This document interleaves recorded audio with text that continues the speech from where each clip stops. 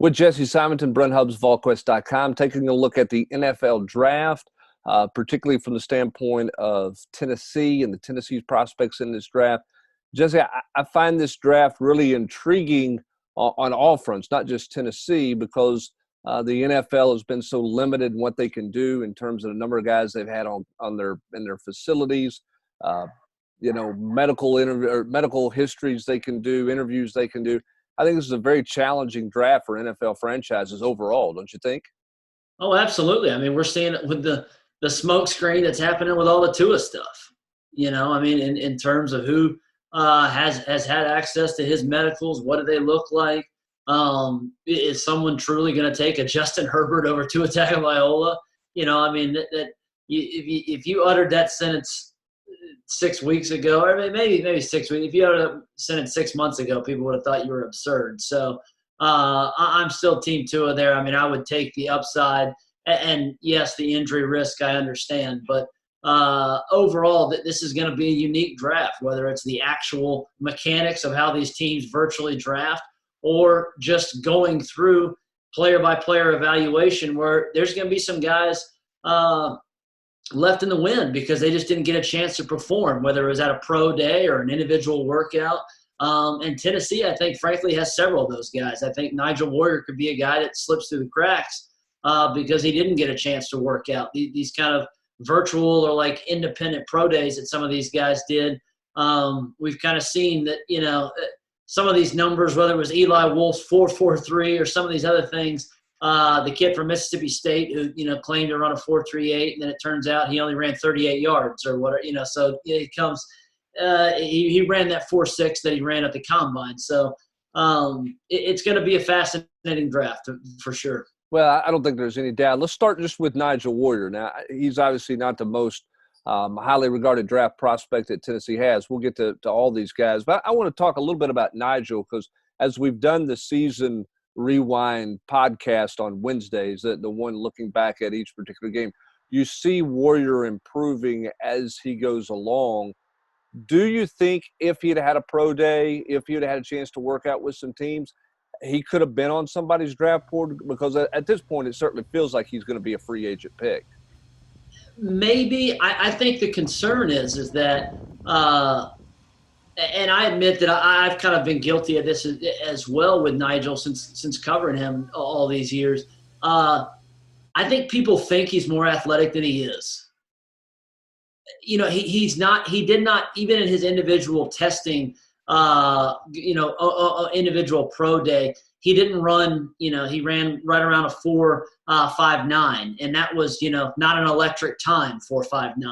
He didn't jump that high, and so I think the fact that he's not maybe as explosive as a lot of folks think he is, and then he had 3 years of tape that were extremely inconsistent before he put it together for an all-SEC season in 2019. He faces kind of an uphill climb. I would take a chance on him to sign him because of the growth that he did show this past fall, the fact that he was able to kind of, learn so much from DA. He finally got his hands on the football, something he couldn't do for 3 years. He could be a guy that, hey, let's go put him on special teams and see how he can play. Now, it's going to take him to take that next step to actually last, in my opinion. Yeah, I think it's interesting with him because I think if you're an NFL team and you say all SEC safety and you go watch tape, and if you watch the last 6 or 7 games of the season and you think, the guy's instinctive, so that means he plays a little faster than his speed, and then you start to look into it more and you see all the inconsistencies out there. I think there's some intrigue and plenty of concerns with Nigel Warrior. Again, I don't expect him to be drafted, but I do think he'll have a shot to make a roster as a free agent if he picks the right place, because teams are using defensive backs the way that they're using them now, particularly on special teams, because of all the new NFL kickoff rules where you don't even need to put big men on special teams because you can't wedge block and you can't do all those things. It's a good point. And this is kind of the inverse of when we start talking about Darrell Taylor. This is a fairly it's not like stacked, but this is a fairly deep safety draft. You see where Nigel ranks on some of these safety rankings. He's first team All SEC in 2019. And yet most sites, whether it's The Athletic, CBS, NFL, ESPN, he's always around like the 28th safety in the draft, which shows you kind of how deep this is. I mean, Georgia's J.R. Reed, who made a bunch of plays, was a Butkus Jim Thorpe finalist the last couple of years.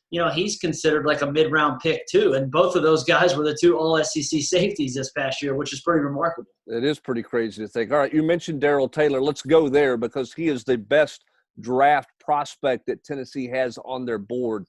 There's been some buzz of him of late. Jesse, when I look at him, I see a guy who is got great size, got great speed that everybody likes, but then you see a guy who's been marred with some inconsistencies. Does the speed and size factor outweigh the inconsistencies to push him up the draft board? I think the fact that it came out that he actually played hurt a lot his last year is going to end up helping him, because I think one of the knocks on DT, and I like Darrell Taylor. I've enjoyed talking to him these last several years, even seeing him kind of grow a little bit up, from what happened on the, at that practice a couple of years ago with his deal with Trey Smith. I think that's still kind of haunting him a little bit in terms of some of the off the field stuff you hear about him. But one of the knocks on him this past season was that he didn't always play with a high motor, that the effort wasn't there on a down-to-down basis. The fact that it came out that he was playing most of the season hurt and he needed a rod put in his leg, I think that's going to have some teams be like, oh, he was already – he looks like an Adonis and he was pretty explosive anyways. I think he actually has a higher upside than some of these other kind of third-round, late second-round pass rushers that he's kind of in the mix with. What do you do, though? I mean, you say – I agree with you on the injury front, but this is a guy as a junior who had 8 sacks and 7 of them came in 2 games. And then there was really not a whole lot else there with him. So you say, okay, he was hurt a little bit his senior year. He was more consistent, but we didn't get a chance to medically look at him after the injury, and it didn't get a chance to sit down and talk to him in regards to some of the, why were you inconsistent? Why didn't you maybe didn't appear to play as hard as you could, or maybe character things there? How much is he hurt by the fact that the spring was so quiet for him and he couldn't go visit anybody? Oh, I think he falls in that camp, no doubt. And that junior season, I mean, DT himself has not exactly had a great explanation for why he was a freak in a couple games and yet, had the Houdini act where he was just a disappearing presence out on the field for much of the season. He's also, honestly, I do think he's been kind of a late bloomer. He came to Tennessee at whatever, 220 pounds. And now he's gotten himself up to that 265. Again, he's 6'3". He's got a decent wingspan. I think his best days, honestly, are ahead of him. Now we'll see. It's going to be up to him to make that come to fruition. But there's no doubt he offers the highest ceiling of any of Tennessee's players. And when you kind of compare him, I think, to some of the other rushers in that second, third, mid-third round, potentially slip into the fourth, but I think he'll probably get drafted in the third round. I think he offers more upside and kind of high-end talent than some of the other guys. Yeah, for me, he's the epitome of what the draft is about, because he is one of those guys that somebody's going to really fall in love with all the measurables and believe that he's going to find a different gear as a pro, and the teams that can figure out who those guys are the ones that are consistently good, because they make their hay in the draft and in the late second, third, fourth round selections. And it's not all about loading up in first round picks because you've been in a rebuild or, tank for Tua or whatever notion you want to be in. To me, he's the epitome of what the draft is really about. I agree. And I will say one thing that he probably did show better this season than he did last season. And we've seen this on the rewatch. Although it hasn't been the case at times, but we're going to see it more as kind of the 2019 rewatch plays out at VolQuest.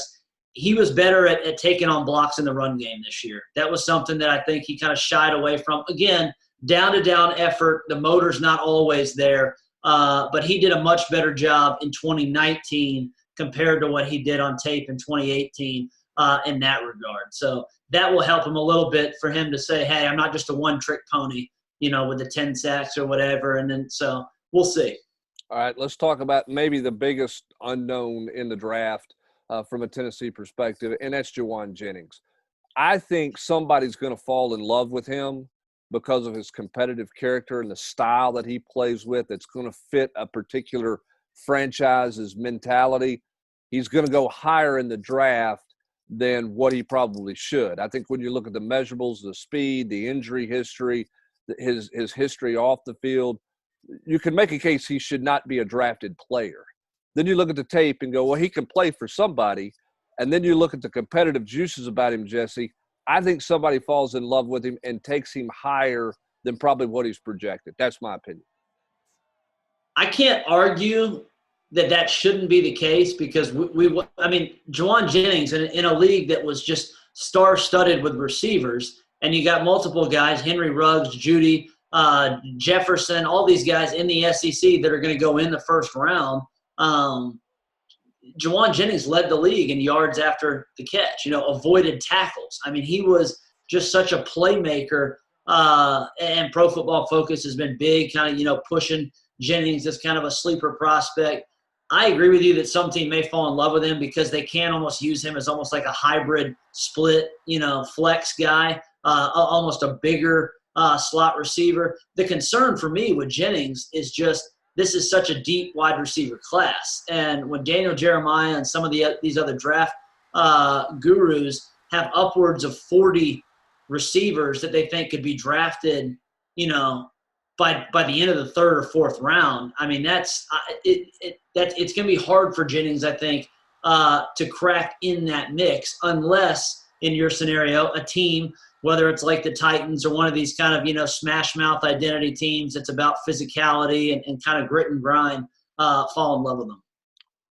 Yeah, when I say fall in love with him, I don't think anybody's going to fall in love with him in the third round or even in the fourth round. I think that maybe late fourth, early fifth round, if somebody falls in love with him. I saw this stat this week, Jesse.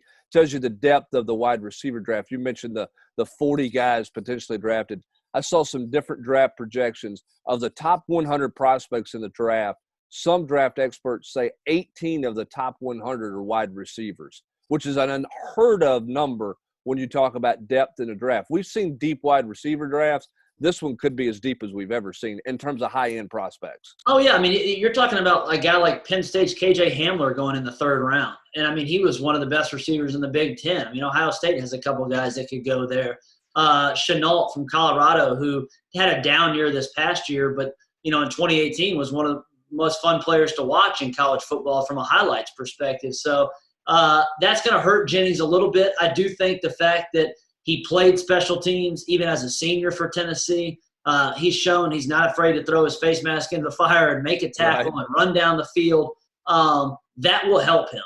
And he's going to be a guy, too, that I think inevitably we both agree that whoever gets him, whoever drafts him, you're going to get stories coming out of – they're not going to be a mini camp. We know that. Right now there's going to be no mini camps. But whenever there's a training camp – or the preseason, whatever, he's going to be a guy that generates buzz because of his competitiveness, because of his willingness to work, and we know he just wants it, and that matters. At some point, if you don't have kind of the Henry Ruggs elite athleticism, you got to want it, and JJ wants it. Well, and I think the other thing too, you mentioned the special teams factor. I mean, you look at a 53-man roster that you're going to carry in the NFL. You're probably going to carry 5 receivers. Can he be your 5th receiver who's also the guy, Jesse, that's playing, maybe he's not a gunner on a punt team, but he's playing on your punt team. He's on kick coverage. He's on punt return.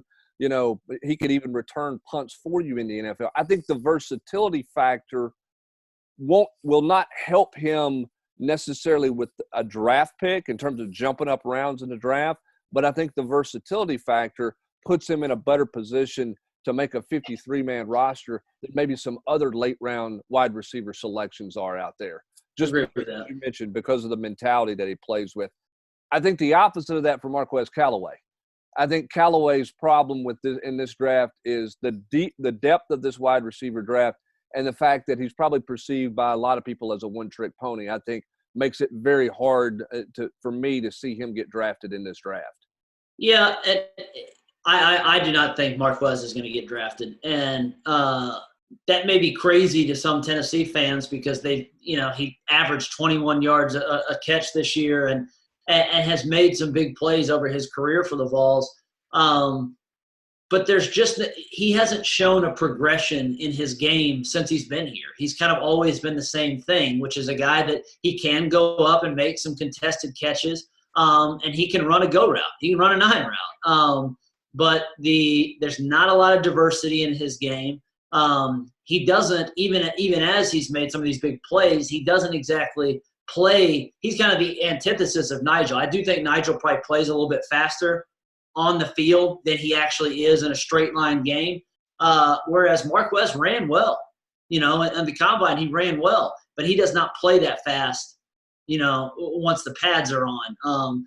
So that's going to hurt him. And the fact that he hasn't exactly been, he has some punt returns. His decision-making as a punt returner is not going to give him, I think, a real opportunity to do that in the NFL. Because as we've discussed this on VolQuest for the last couple of years, there's been way too many instances that he's let the ball bounce, roll. Tennessee's losing these, all sorts of yardage. He has a couple returns when the ball's been kicked right at him and he can just run straight. But I think it's going to be an uphill battle for Marquez to get drafted. Now, he'll have a chance as an undrafted free agent because, again, he does have the measurables. He's long, he's got long arms, and he has shown a propensity for multiple seasons to go up and make contested catches in a one-on-one back shoulder scenario. Can he refine his route running? Can he do other things? He's not been a guy that's made a lot of tackles on special teams, so that's going to be an area he has to kind of be willing to contribute. He faces an uphill battle, I think. Well, and let's look at a couple more guys too, because I think we believe Darrell Taylor is going to get drafted and Jauan Jennings is going to get drafted. Those are likely the only 2 drafted Vols out there. Everything else is probably a free agent pick at this point. So let's run through a couple other guys, Daniel Petulli in particular, and Dominic Wood-Anderson. Prospects of those guys as a free agent and the opportunity to make a football team and make an NFL roster. I think Petulli's got a shot. Now, the game is kind of playing away from Petulli's strengths, but the fact that he has shown and he's been effective at it at times, frankly, he's shown some ability to rush off the edge. The fact that he doesn't have to just be an inside linebacker could help. And there was a story that recently came out. He had another surgery. The injuries there, I think his medicals are going to be a concern. If he was a guy that was maybe allowed to kind of make these visits, you mentioned at the top of this deal, and get around some teams and have them really examine his medicals, give him the test, go to these individual workouts, there's a chance that he might have gotten drafted in the 7th round or something like that, because we know that he would have done well in the interview process. His tape obviously is strong in terms of just from a productivity standpoint, but he's going to be hurt by the fact that COVID-19 has kind of stopped all that. I think he has a chance at making a team. I frankly don't see it with DWA. People may fall in love with his body, but I don't see it. Yeah, it's the Tennessee tried so hard to get him the football early in the year, and he just had a hard time, creating some of that separation. Maybe he didn't use his frame as well as he needed to, and he did not get to really show all of his skill set there. I will say this for DWA, he got a lot better as a blocker as the season went along. I think he was more, a better player there. Just not sure what a role or what a fit would be for him in the NFL. And again, I think with tight ends, you're starting to use less and less of those guys on the special teams front. The special teams game is becoming so much more about the defensive backs and so much more about wide receivers because it's a one-on-one deal. You're putting all your speed out there. That probably works against him a little bit as well in the special teams game. So we'll have to see, how that plays out there. As you get ready for the draft, Jesse, on Thursday, overarching thing maybe for the SEC, we've obviously broke down Tennessee, but overarching storyline intrigue for you for this draft that gets cranked up later this week, and what may be the most watched draft in the history of drafts because there's nothing else going on. It certainly seems with the Jordan Doc ratings, I think that's going to be a good bet. I think you're going to see many millions more watch the NFL draft than typically. To me, it starts with Tua. What happens with the quarterback deal? Who's going to trade up for him or trade up for somebody else? How far is it? Again, I said it at the top of the show. is it a smokescreen that some teams in the top 5 have actually fallen in love with Herbert over him? I mean, to me, if Tua doesn't get hurt in that LSU game, the Arkansas game, I think I would take him over Burrow. I really would. Even as amazing as Burrow was this season, I think Tua over the lifeblood of his college football career was better. I mean, just what we've seen. So that's obviously not going to happen. Burrow's going to go number 1. So where Tua falls, number 1 storyline. Then kind of what is the domino effect at receiver? Which team? Who do they like the most? Is it Judy? Is it CeeDee Lamb? Is it Henry Ruggs? How that plays out, I think is going to be pretty fun to watch. Yeah, I don't think there's going to be any doubt the receivers are going to be the story because somebody's going to fall more than they thought that they would fall. But it's going to be a receiver-loaded, a heavy-loaded draft early at the top. And then for Tennessee fans, it'll be curious to see, can Darrell Taylor sneak up into that second round? Does somebody fall in love with Jauan Jennings earlier in this draft than maybe some people expected? Plenty of intrigue across the board. And obviously without a world of sports right now, a lot of people are going to be watching starting on Thursday night. So we'll keep a close eye on what happens with the Tennessee players Thursday, Friday, Saturday in this NFL draft. For Jesse Simonton, I'm Brent Hubbs, VolQuest.com.